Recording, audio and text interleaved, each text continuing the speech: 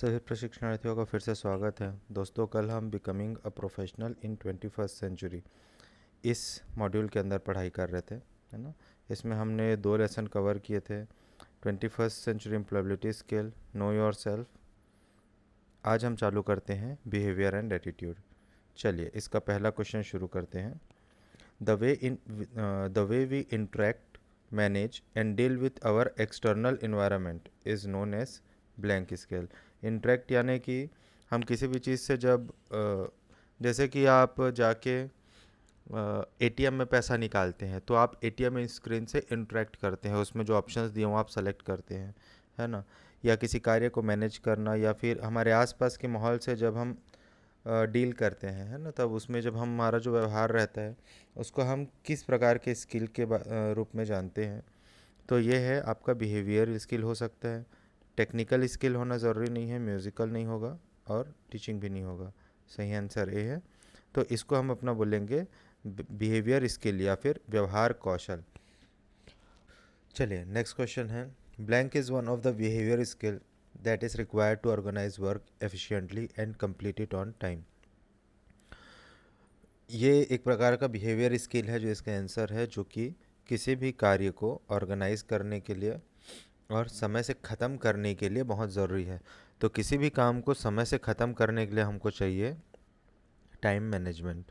Okay, समय को, सबके पास समय है 24 ही घंटे, है ना, लेकिन उस 24 घंटे को आप कितने अच्छे से उपयोग करते हैं वो निर्धारित करेगा कि आप कितने अच्छे तरीके से सफल हो रहे हैं।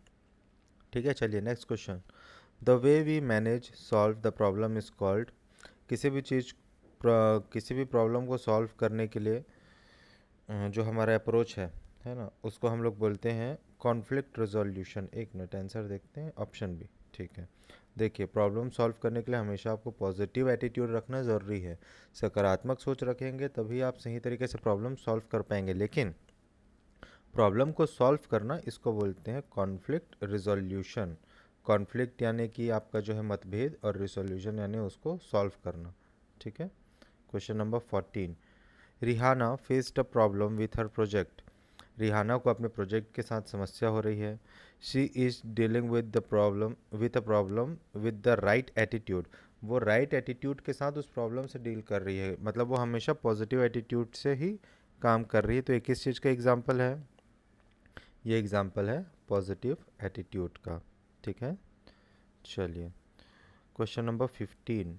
Alapan does yoga in the morning. Alpan सुबह सुबह योगा करता है। He follows YouTube classes to motivate himself. वो यूट्यूब देख के अपने आप को मोटिवेट कर रहा है, जैसे आप अभी यूट्यूब देख के क्वेश्चन आंसर करना सीख रहे हैं। This is an example of, वो यूट्यूब देख के खुद से ही सीख रहा है ना, तो इसको हम बोलेंगे सेल्फ मोटिवेशन। ठीक है, बाकी जो शब्द हैं उसके बारे में चर्चा कर लेते हैं। टाइम मैनेजमेंट तो आप समझ गए, समय को मैनेज करना। डिसीजन मेकिंग यानी निर्णय लेना। प्रॉब्लम सॉल्विंग यानी किसी प्रॉब्लम को सॉल्व करना। ठीक है, चलिए अगला लेसन है इसमें critical thinking and decision making. ठीक है, किसी भी विषय वस्तु पर जब भी आपके सामने समस्या आती है ना, तो हम उसको क्रिटिकली सोचना चाहिए। क्रिटिकली सोचने का मतलब ये है कि उस पर्टिकुलर चीज़ को उस पर्टिकुलर सेंस में सोचना और सही जवाब ढूंढने का प्रयास करना, और उसके बाद आप करेंगे डिसीजन मेकिंग। ओके, तो चालू करते हैं पहला question. Question 16। Blank is a way of thinking to solve a problem. So critical thinking is a way of thinking to solve a problem. ठीक है, बाकी शब्दों के बारे में समझ लेते हैं। सेल्फ कॉन्फिडेंस जो है वो है आपका खुद का आत्मविश्वास। नेगेटिव एटीट्यूड तो आप जान रहे हैं, जो कि आपके पास कभी नहीं होना चाहिए। टाइम मैनेजमेंट हम पढ़ चुके हैं ना। चलिए, तो critical thinking is a way of thinking to solve a problem. चलिए next question. Choosing between two और more option is known as blank process. Choosing between, है ना, दो या मोर ऑप्शंस, दो या ज़्यादा ऑप्शंस के बीच में चुनना, इस प्रोसेस को हम क्या बोलते हैं? इस प्रोसेस को हम बोलते हैं डिसीजन मेकिंग। ठीक है, बाकी शब्दों से आप फेमिलियर हैं, बाकी शब्द नए नहीं हैं आपके लिए। Question number 18। Which of the following is not a part of decision making. निम्नलिखित में से क्या डिसीजन मेकिंग का हिस्सा नहीं है? डिसीजन मेकिंग करने के लिए आपको सबसे पहले प्रॉब्लम को आइडेंटिफाई करना है। उसके बाद प्रॉब्लम आइडेंटिफाइड करने के बाद आपको ऑप्शन जनरेट करने हैं। ऑप्शन जनरेट करने के बाद आपको अपना जो डिसीज़न लेंगे उसको इम्प्लीमेंट करना है। इम्प्लीमेंट करना मतलब होता है लागू करना, ठीक है। परफॉर्मेंस एक ऐसा शब्द है जो डिसीज़न मेकिंग के पॉइंट ऑफ व्यू से सही नहीं लग रहा है। जैसे एक उदाहरण लेते हैं, सपोज़ आज आपको आईटीआई जाना है और पानी गिर रहा है बहुत ज़ोर से, है ना। तो ये आपके पास प्रॉब्लम है, तो आप पहले प्रॉब्लम को आइडेंटिफाई करिए। आपका मन भी नहीं कर रहा है जाने का, आपको आलस लग रहा है, ये अलग अलग बातें हैं। लेकिन इन सब बातों में से मेन प्रॉब्लम को आइडेंटिफाई कीजिए। मेन प्रॉब्लम ये है कि बारिश हो रही है, मैं नहीं जा सकता, ठीक। तो उसके बाद आप क्या करेंगे, ऑप्शंस जनरेट करेंगे। आपके पास क्या क्या ऑप्शन है यार? आपके पास ये है कि आप जो है किसी दोस्त को बुला के आप रेनकोट पहन के जा सकते हैं उसके साथ, अगर कोई बाइक से आता जाता है तो। अगर आप खुद के साइकिल से आना जाना करते हैं, बस के माध्यम से आना जाना करते हैं, तो आपको बस बस तक पहुंचना है, फिर बस में तो आप सुरक्षित ही हैं, है ना। ऐसे आपके जितने टाइप के ऑप्शंस होंगे इनको आप चुनिए। या दूसरा ऑप्शन ये है, आप 1 घंटा लेट जा सकते हैं, पानी बंद होने का वेट कर सकते हैं। तो इन सारे ऑप्शंस का क्या आउटपुट आएगा, उसका आपके ऊपर क्या फ़र्क पड़ेगा, इन सबको आप सोचो, फिर एक निर्णय लो। नहीं यार, मैं लेट नहीं जाता, मेरे को समय से ही जाना है, ठीक है, ऐसा करता हूँ, रेनकोट पहन के जाता हूँ। थोड़ा सा भीग गया तो क्या हो गया, अभी तो मैं यंग हूँ, है ना। अभी नहीं सीखूंगा तो कब सीखूंगा। ऐसा करके आप एक डिसीज़न लो, रेनकोट पहनो और अपने डिसीज़न को इम्प्लीमेंट कर दो। इम्प्लीमेंट करना मतलब हो गया लागू करना, ठीक है। चलिए अगला question. Manu thinks about a problem well before making any decision. Manu नाम का जो लड़का है वो प्रॉब्लम के बारे में बहुत अच्छे से सोचता है। क्यों, कब सोचता है? वेल बिफोर मेकिंग डिसीजन, कोई भी निर्णय लेने से पहले प्रॉब्लम के बारे में बहुत अच्छे से सोचता है वो, ठीक है। तो ये किस चीज़ का उदाहरण है? ये उदाहरण है क्रिटिकल थिंकिंग का। लॉजिकल थिंकिंग भी एक ऑप्शन है ना। लेकिन यहाँ पे देखिए, अब ये देखिए दोनों दो दो ऑप्शन आ गए आपके पास, है ना। तो आप वापस क्वेश्चन में आइए। Manu thinks about problem well before making a decision. Manu जो है वो प्रॉब्लम के बारे में बहुत अच्छे तरीके से सोचता है, ठीक है। तो प्रॉब्लम के बारे में अच्छे तरीके से सोचना वो हो जाएगा आपका क्रिटिकल थिंकिंग।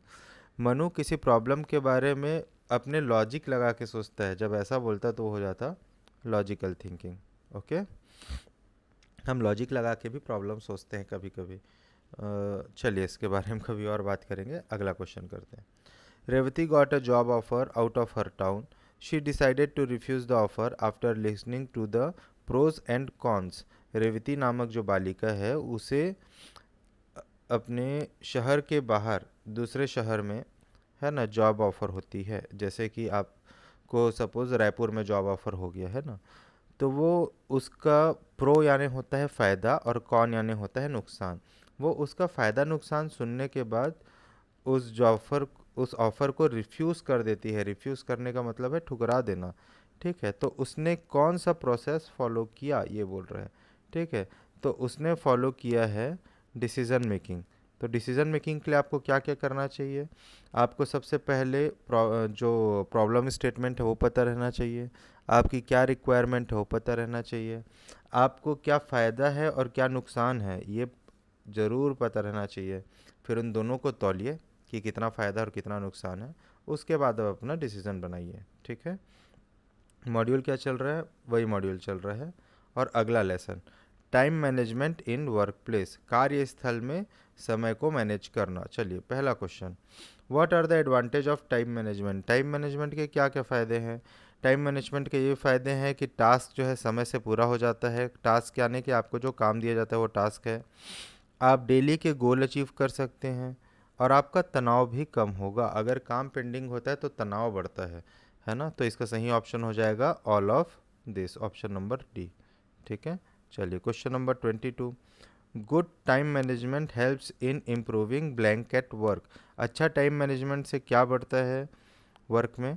परफॉर्मेंस बढ़ती है, वीकनेस गिरती है, स्ट्रेस गिरती है, प्रेशर गिरती है और परफॉर्मेंस बढ़ जाती है, ठीक है। समय एक बहुत इम्पॉर्टेंट एसेट है बेटा, इसलिए आपको हमेशा बोलते हैं कि अपने समय का सदुपयोग करना जो सीख गया है ना, उसको तो भाई पीछे छोड़ नहीं सकता कोई इस दुनिया में। The time blocked for work is called a blank technique. आपने किसी काम के लिए अपना समय ब्लॉक करके रखा हुआ है, अपना समय आपने बचा के रखा हुआ है या फिक्स करके रखा हुआ है, ठीक है। तो इस टेक्निक को हम बोलते हैं पोमोडोरो। ठीक है, ये नाम है, अब इसको आपको याद करना पड़ेगा, अब इसमें कोई एक्सप्लेनेशन नहीं है। अगला question, Rahim learns MS office during his lunch break, this is an example of.